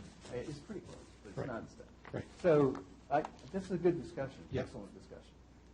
And I think also you brought the parking on that right side. I think that was the planning commission's thought of keeping the parking over to the right there. And, you know, just, I didn't mention it, but, you know, another economy is that this is buffer that's provided by this developer here. So we're not, you know, we're using that. I think that should be, that plan should work for this plan. That plan, I mean, you know, it will, but I mean, I think as that gets to fruition, now that you know where you're going with this, you'll maybe have a better idea how to respond to their proposal. Yeah. So, well, In terms of expectations for the next work product, he was going to take back the feedback from today, Barry, in terms of take the plan and then begin to do your work session. I think we need to have this work session first. Let's not get him to spend any more time or effort until we give him clear direction. And I think that's only going to happen when we have all sitting council members. And you're right, it's not going to be unanimous, but I think we all can maybe work it out and work the best that we can and come up with something really nice for the people that are going to be waiting for this. Mr. Mayor, did Yes, you want that to line on next week's agenda then, or how did you want to address it? Yes, I'd like to be able to set a special meeting for this. I think that's what we're going to need. I would recommend, Mr. Mayor, that we get the ARB, the Planning Commission, the Town Council, all in the room at the same time, so we could hash this thing out with all the three key players in one room, and then that way it's not, we're just wasting everybody's time. Help me out here, but I think we've already had the input from the ARB and the Planning Commission, so it's time to now for the council to sit down and hash this thing out with the voting members that will make this decision. But what was brought forward by the Planning Commission is not anywhere on that, because the Planning Commission unanimously recommended removing both And those then, homes. and that's some consideration that we would give as a council, that we would know that, hey, right here, the Planning Commission was to not have this, you know. Right, okay. Remember, it was a compromise plan of all those, so not both, one is a compromise plan. I guess I'm frustrated because we spend so much time on Lewis Home, it's only one program component Yeah, I know. of this huge project. Right, and we don't want to miss this opportunity. So we provide cumulatively that guidance. I can provide you the summary sheets again with those to go with it. But I guess, remember, keep in mind, this is a policy document with which to make it forward. This is not a finite. This is simply to be able to go, much like we did with the town center plan, and mesh a lot of those concepts and come up with a final. So I don't feel like you have to get to the finish line right away. No, but I think by having this work session, we'll be able to at least give the instructions. We change the town center plan accordingly. Right. So, we'll look and see what our schedules are for, there are two missing players here. And then I'll set it. By the time we get to phase 3, we're all gone, and they're going to want to No, paint the no. bathroom pink. Yeah. So it doesn't matter. I would have to agree with Matt. I think we should all be here, but that's just me. Matt, I agree that the ARB and the Planning Commission should be involved too. I want to piggyback on that. Okay. Instead of moving around and around Well, I and think around, you and could- we're we have seven voting members here, or 6 voting members here that will make the decision. We had the 2 recommendations, maybe have the chairs attend, but do we really want more opinions of everybody? We did that already, sir. We've done that, yeah. We had them here already. We invited everyone who had a vested interest to come out and. We had our each person- stakeholders. We've had the all community's stakeholders input. came out and they shared We're it. getting real close here. We just need now I to think we're going right internally- back to 6 months ago if we invited everyone back. If they want to come to the meetings, that's fine. They can come to the meetings. But, Marshawn, he mentioned it a while ago. He did put together a cumulative of everyone's opinion, what the PC, first of all, what the ARB would like to see on the plan, and they highlighted it. What the PC would like to see on it, they highlighted it. And, of course, the comments from the town council. And we need to move forward. Yeah. We need to move forward with the town council. And that's the meeting that I think I'm suggesting that we have. The town council needs to sit down with Barry, with Marshawn, with the relevant persons, and we need to act on it. Right, and we could definitely have the input time to where they would have the opportunity to see these and give their input. I would love to have input before we started our meeting, and if there's something that we missed. But I think we're And our pretty liaisons, close. sorry, sir, but our liaisons for the various subcommittees and boards, they will be the ones representing these, the ARB, PC, Right. and we move forward. But this is a project that we need to jump on. Only person I haven't heard from, Mr. Joe. I think you heard enough. Yeah, I know. Actually, I think this has been an excellent discussion, and of course, we're not all going to agree on all the points. But I think we've had input from every corner of this town, at least from my experience. We've had the public in here for meetings, we've had 2 different boards in here. I agree, I think we need to go forward, and I think the council needs to meet, hash it out, go through it once more if we have to, relative to what the ARB recommended, what the PC recommended, and we make a decision and move forward. So I'm good with that. All right. It's not easy being Solomon. Tough job. But I appreciate your effort in having us here to try to explain to you. Yeah. So thank you. And we appreciate your patience, too, for this evening. It was kind of an unusual start, but we really want to thank you for being so patient with us. That's why they invented coffee, so I'd be pumped up. There you go. All right, appreciate it. very much. Okay. Mayor, sorry Right, to beat great. that horse. Did you want it as an agenda item next week or no? Yes, agenda item to set the meeting for Okay. work session. Yes, thank you. Let's see if we can get two more reports here, or at least one more report. Two more reports. Ms. Denise. Good evening, Council, Mayor. I'll open my report up to any questions that you may have regarding my Main Street Coordinator report. It's on page 54.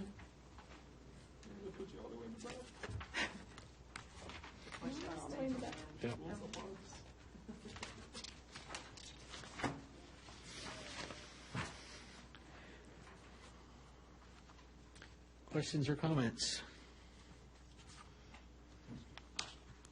I know. Let's go off. Holiday event Yes. coming up. We got two signs that got blank. I'm sure. Do we have the graphics being ordered or? I'm actually working with Signorama for Okay. something semi-permanent for that until we Oh, decide exactly okay. what we want to do with those two boards. Yeah, because I think we could probably advertise the first. What are we doing? The first Saturday, is it? Yes, it's the first Saturday in December. It'll be December 5th Right. from 3 to 6. Gotcha. How's that working out? Everything coming aboard? Yes, it is. Yeah. It is. Great. So we're We've going to go already back reached for out. the same Taste of Haymarket? Yes, we're concept? just determining whether or not it will be inside this year or if we're going to have it tented outside. Yeah, So we're definitely going to do the Taste of Haymarket as well. outside. I know we just got so crowded in here. You couldn't even breathe. But they Open really tent. like, they They like enjoyed that? actually coming inside. Sure, yeah. then you got the And weather kind of- aspect too that we Yeah. don't really know. But with the tented, Thus the tenant with the heating lights inside. Okay. To keep it warm. Also, I wanted to add, for National Young Readers Day, I know that Tyler Elementary, if you are interested in reading, I can give you the coordinator's information because they're still looking for readers. I will be reading at Gravely Elementary on that day, and that is Tuesday, November 10th.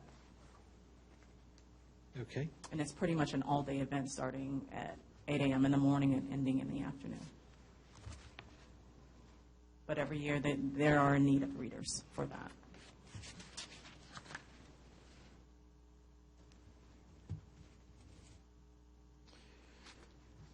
Any other comments or questions for Denise? Just a question, Denise. Yes. What plans have you come up with in getting more people to visit the museum? Getting the word out about the museum? Well, one of the things I'm looking at right now is possibly opening up the caboose to not just tours, but possibly renting it out for functions. I know one of my volunteers, she actually hosted her sister's birthday party there, and it was a great hit. And we actually posted it on the museum's Facebook page. So I do know that families are interested in utilizing the caboose for children's parties. Thank you. Very unique, yeah. Of course, we're also limited just by our hours, obviously. We can't get attendance if we don't have the thing opened, and unfortunately, we're still Yeah, limited that's to the just cool thing, yeah. the weekend hours. Yes. Yeah. So, it's kind of like what comes first, the chicken or the egg, how do you do that balancing act? Right. Because I actually foresee the museum actually being a site for children's, for the schools to come to visit, being part of the Prince William County curriculum. That is something that I foresee doing in the future, especially for fourth grade history. They all travel down south to Williamsburg and also to Jamestown. And there's history right in the back door. Absolutely. Mr. Mayor, can I ask Yes. a question? Are we going to do a ceremony, lighting ceremony for, Yes, we are. okay. The lighting ceremony will be held next Monday at your regular council meeting. I have a speaker, licensed professional counselor Francis Herron, and I've also reached out to Cindy Shellhorn, who is the Senior Director of Communications and Marketing for the Alzheimer's Awareness Association, the National Capital Area chapter. So hopefully we'll have representation from them as well. And I've reached out to Heritage Hunt and Regency at Dominion Valley. Good as well. Is this, are we going to have the regular meeting, then take a break for 5 minutes like what we We're did the gonna- last time? Absolutely, similar to what we did for Breast Cancer Awareness Month, where the mayor read a proclamation. We had a speaker speak on statistics, facts, and figures about Alzheimer's awareness, and then we'll take a short recess and go over to the museum and light it. Thank you. Great, thank you. Denise, I just want to say, I think you do an outstanding job. I think you're very organized. And I can tell you, in our little community tucked back over here, that the lighting of the museum, I've been asked about, why does it keep changing colors on several occasions? So people are noticing, and I think the more we do it, the more, and I know 2 people I met this past week that elderly parents are dealing with this issue. So I think you keep doing it, and I think it's only going to keep growing. So thank you for your efforts. Absolutely, thank you. Are you changing bulbs? Yes, we are. Yeah. It will be purple. You know that with LED, different LED lights, the amount of power that goes through it changes the color. We'll have Brian look into that. I was being kidding, but I think Chris is yeah. I'm serious, Right. though. Brian can look into it. You're right. All right. Any further things for Denise? Great. Thank you. Thank you for Thank you. bearing with us this evening. Absolutely. Thank you. Holly.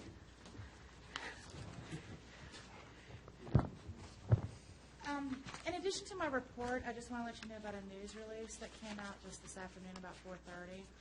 At the last meeting, I let you know on the Transform 66 project that Haymarket proposed park and ride had been moved over by Antioch in the southeast corner. At 4:30 today, as a result of the public meetings held last week, VDOT is reconsidering the location of that park and ride lot. No details other than the fact that they are going to look at additional locations. I have also, because they've just mentioned coordinating with Prince William County, and I immediately sent a response back saying the town wants to be involved in that process as well. Because I don't know that we were involved in the decision to move it from where it had been shown in May and June. So that's something I knew that just came hot off the presses this afternoon. Wow. And then otherwise, if there's any question, I won't go over my entire report. I'll just see if there's any questions on my report. I do have a question. Sure. I was reading over this bridge over the railroad tracks. Yes. Where we were told there's going to be 2 lanes, bottleneck, and the 2 lanes. So this is, I saw where the Prince William County Board of Supervisors has applied for this funding. And so in essence, it would tie it 4 lanes all the way through, Yes, correct? and that was a question that had come up, was it 2 lanes or 4 lanes? And I said, I assume it's 4 lanes because it didn't make sense not to, but I have confirmed that it is a 4-lane section, and the related resolution, that's a different agenda item, I made sure to call out the 4-lane section. And then that includes an overpass to That would include eliminate. an overpass to eliminate the railroad crossing, and it also will take into account any additional lanes that VRE might extend out.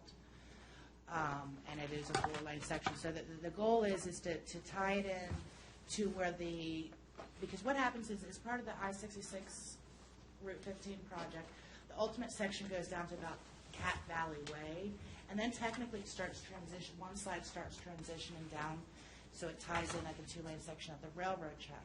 This project would pick up basically at Cat Valley Way, go over the bridge, and then tie into the to the ultimate four-lane section, half of which has been constructed by the developer on the other side. And based upon your professional opinion, do you see, given the fact this is a major corridor, do you see this funding eventually coming through to do this project? I believe it will. It might have changed, but in preliminary discussions, I'd heard that this was like maybe, because they had, Prince William County also had to rank these. Now, I don't know what their final ranks were, but the word on the street, if you will, this was their, either going to be their first or second priority. And I believe that this is exactly what the HBT funding is for. It will help if they get the resolution of support from us, showing that the neighboring community is in support of it.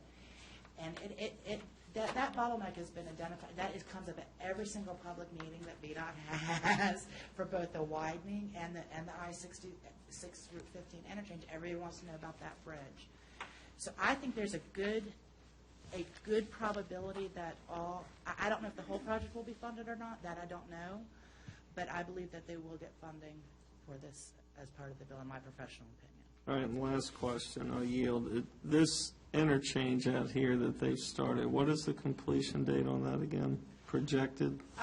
Fall of 2017, off the top of my head. And here's a question for you. Are they using the existing steel? Are they replacing, Both bridges will be replaced ultimately. but it's a staggered? It is staggered because they're going to build, because they're going to keep at least the current lanes. Whatever you have out there now, they're going to keep during construction. So it's going to be phased where they build half at a time and then switch back and forth. Gotcha. But they have to completely replace the bridge because the current bridge doesn't have enough clearance over I-66. It's a vertical issue. Okay. And I will tell you, in Sevierville, Tennessee, they have this interchange that we're getting, and it works like a charm. And that's what I've heard, and then we saw the I've video. been through it multiple times in the past 6 months, and it's weird when you make a left, but it actually works, and it moves a lot of traffic, so, anyway, I'll just throw that out for what it's worth. The people in Tennessee can do it, according to my son, we can do it up here, right? Well, I've heard of Virginia having other ones in the design process as well. This is like either the second or third in the state, but I've heard the design is following up with some additional ones. Good. We have a resolution in our package. The expectation was to have that done next week.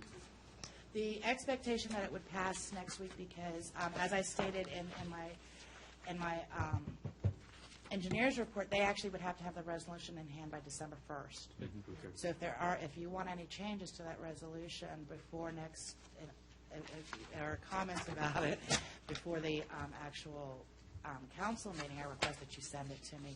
I did coordinate this through the town attorney and have it approved as to form.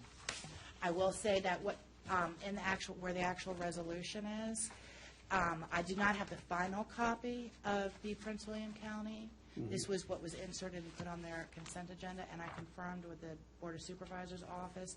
It did pass and got the resolution number. Okay, I have a couple comments for that, so Okay, well, I'll give them we to can you. either flip or wait. Okay, all righty. And my only other question was Carolina Road. You hearing anything new about the end of the year, or? No, that is the last word that I've heard. I know that there's been a lot of coordination with adjacent property owner on Sherwood Forest, so just say that there's been a gentleman upset that VDOT I know has been coordinating with. But no, I have not. It's still the goal to have it open to traffic by the end of the year, if not sooner. That's where I think they're just going to kind of leave it until it's done by the end of the year or sooner, and then finish it up next year under traffic using flagging operations when needed. Okay. So I have no change on that. Okay. Thank you. Couple of questions. Holly, going back to the bridge over the train tracks, have you looked at doing a timeline as far as starting at the completion of the bridge, backtracking all the way to when the bridge may need to start construction, and then backtracking to the end time of the I-66 interchange, because it would give us an idea of how long we may expect that bottleneck? I have not. And I don't even know that it would be worthwhile at this time, first, since it's a Prince William County project, they are going to end up having to first get the funding and then put it on their capital improvement plan. And until that time, I do not think us speculating on it would be, I couldn't give you anything worthwhile, us speculating on that. I think we need to wait to see if they get funding, have them put it on their capital improvement project, and then our capital improvement project list, and then extrapolate from that with the information. So I think it's premature. Okay, thank you. And one last question concerning Sherwood Forest and Alexandra's Keep. Do we have anything in writing that, according to them, this is one of their top priorities? I don't, I have to look at the email that he sent. I do know that he has verbally stated it to me. I know that the engineers on both projects have been in touch with me several times. So I don't know how much having, I don't think I have that verbiage in writing. How's that? Fair enough. But I will say this much, I actually see movement versus no movement for a year or two. Yeah. I'm actually seeing the movement, which is why I tried to put that in there, is I see that this guy actually seems to be making some progress. It was actually one of the first resident comments that we got as a new council. I remember that, yeah. Yeah, that was... The problems, and how can we as a council be involved or help them out? Is there any way, are we communicating this to them in any way? Do they have a way through their HOA for us to communicate? I don't. You know, just, there were like grading issues, there were... Oh, okay. Yeah. I'm not sure if there is an effective way to get in touch. I definitely know that I requested D.R. Horton get in touch with all of, if they're going to be doing work in the community or tearings, because there's curb that's come apart and stuff like that, I definitely asked D.R. Horton to be getting in touch with the residents to let them know about the work that's going on. I believe that I've heard from some people. I know I heard from at least one person they saw curb being replaced or painted, so that they've seen something happening as well. I don't know if we've actually been able to communicate to them. I wonder if there's any way that it would benefit us as a council in reaching out to these residents to let them know there's communication happening. They have indicated that they want to get it done as soon as possible. There's a change in their project manager. I think it would look good on our part for us standing up for the residents to say, hey, you asked us to look into it a year ago. We've been back and forth with them, and now they're promising to get it done.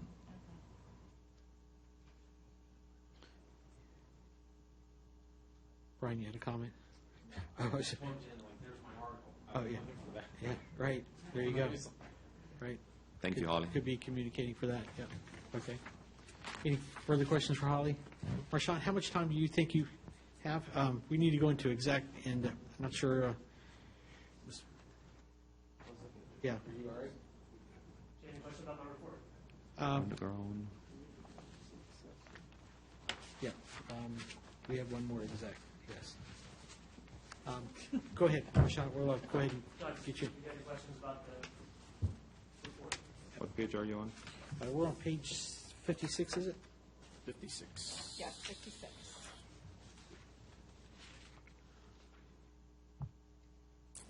Yeah, we saw the development on Blight there. It looks like they were making use of our old police department parking lot there for their vehicles. They have asked us for permission Oh, to they park the did? trucks. Yeah, and we've just said just the trucks, no equipment. The equipment should be parked on nothing but, Gravel?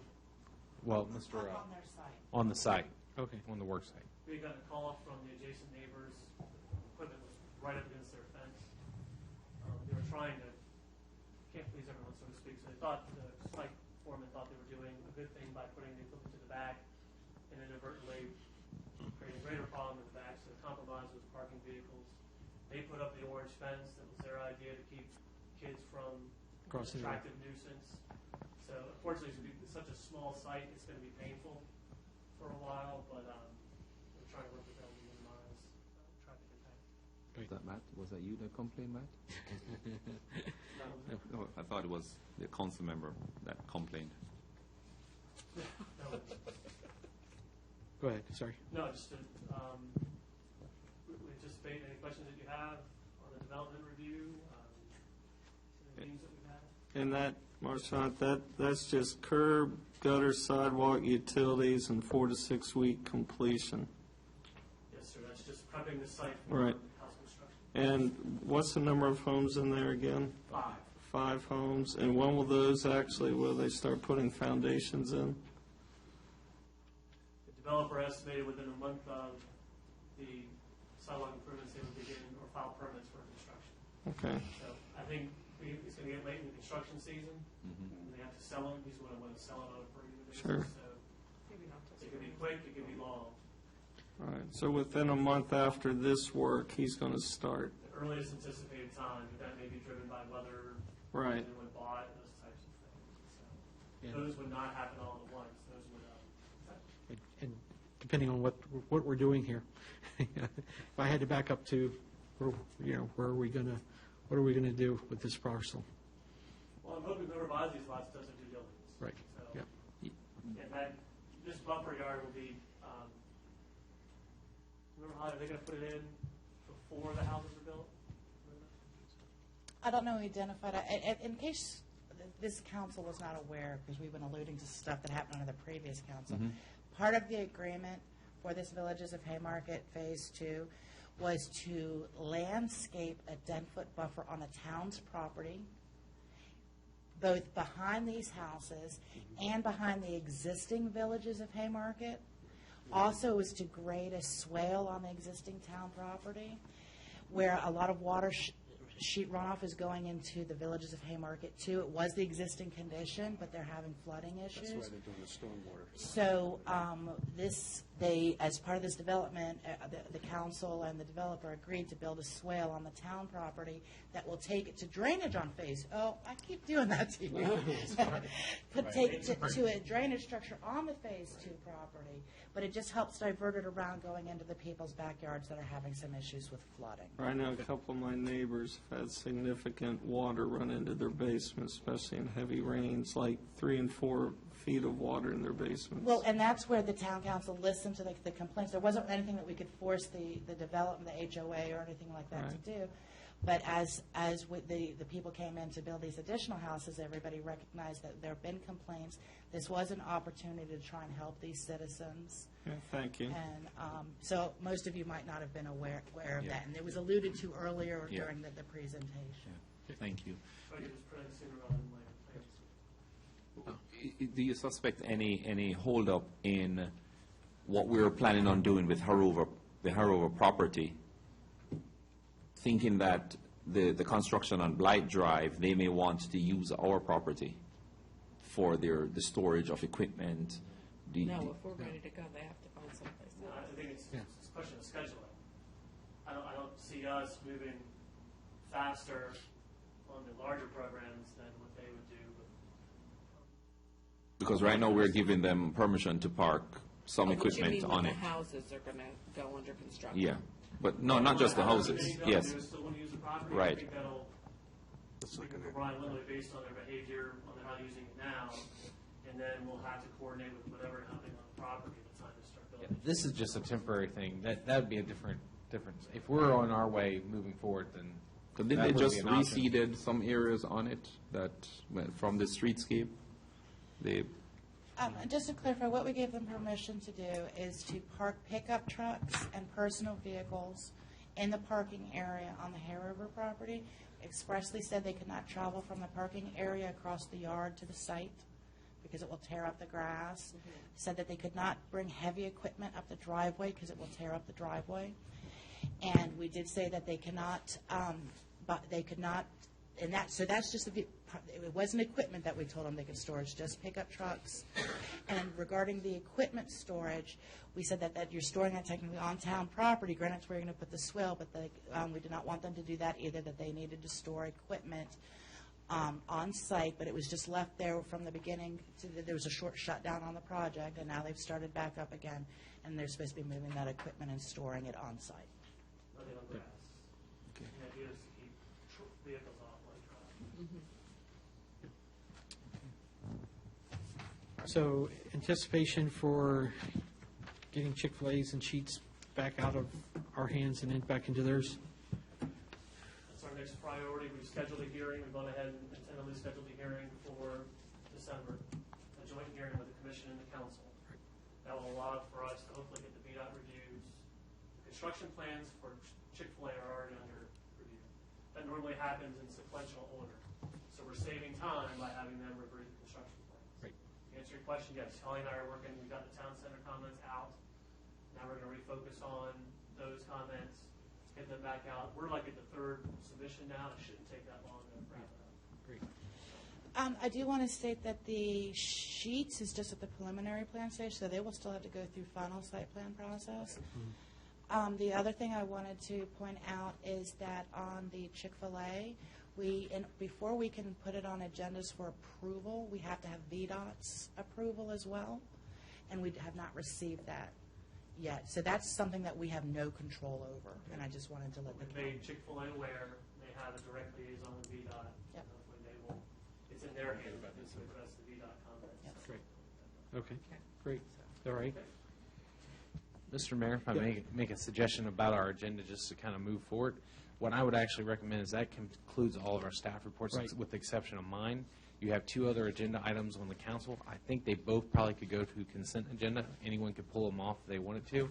And then what I'd recommend, just to save time, we can release everybody and have Yeah, closed session right to here. go exec now. Yeah, and go in exec, we can go right here. I can take over for Jen for Yeah, that'd be for bringing great. us back in.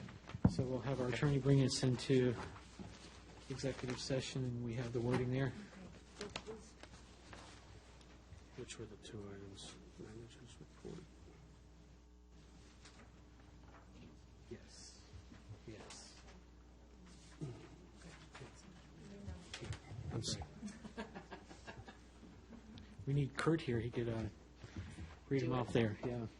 Oh, so we got these other 2. I see.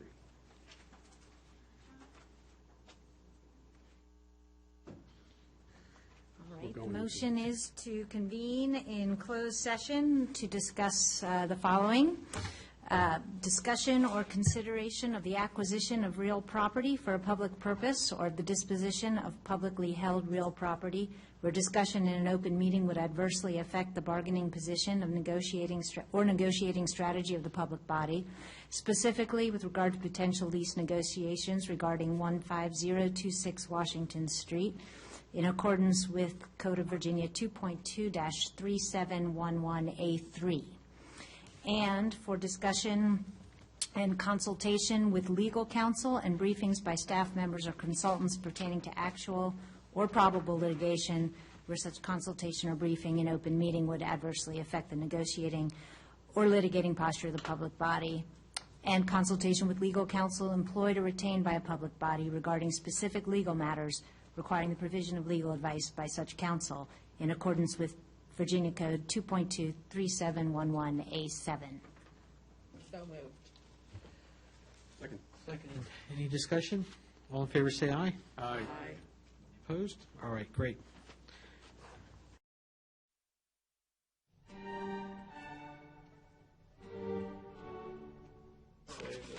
Absolutely.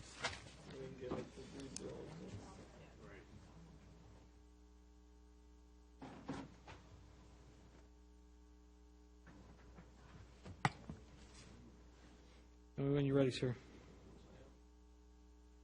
And why is there a buffer? I bet you this is live, and you just don't see it yet. Okay. Go ahead and call the meeting back to order if we could have our certification.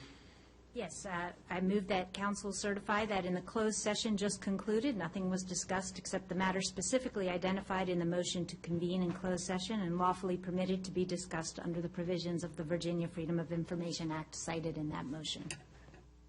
So moved. Second. Second. Call the roll. Councilman Morris. Yes. Councilwoman Edwards. Yes. Mayor Leak. Yes. Councilman Cottle. Yes. Councilman Passanello. Aye. All right, great. We have a directive. Somebody want to? I move that the town manager work as directed in closed session. Second. Discussion? No. All in favor, say aye. Aye. All right. I make a motion. Wait a we minute. adjourn. Well, wait a minute. Give me, we got, Can you direct the attorney to proceed, or does that matter? yeah, I think we need to also have the attorney Proceed as directed. proceed as directed in executive session. I have to amend my motion. Well, I would go and make a new motion. Another one. I'm sorry, say that Yeah, again. just, I think you moved to have the town manager proceed as directed, and then you also want to move to have the attorney proceed as directed, right? Okay, then I move that the town manager and the town attorney proceed as directed in closed session. there you go. Very good. Discussion, all in favor, say aye. Aye. All right. Before, 1 second, just hold to it. So authorization of check signer, I thought we were going to put on that consent agenda, not unless there's no other objection for that, and the Bull Run ASAP policy board appointment on consent. If not, we'll pull it off of there. The minutes, we're going to give the changes to Jen, if there's any. And that's it. There we go. Now we're ready. Make a motion, we adjourn. Second. All right, all in favor, say aye. Aye. All right, thank you all very much.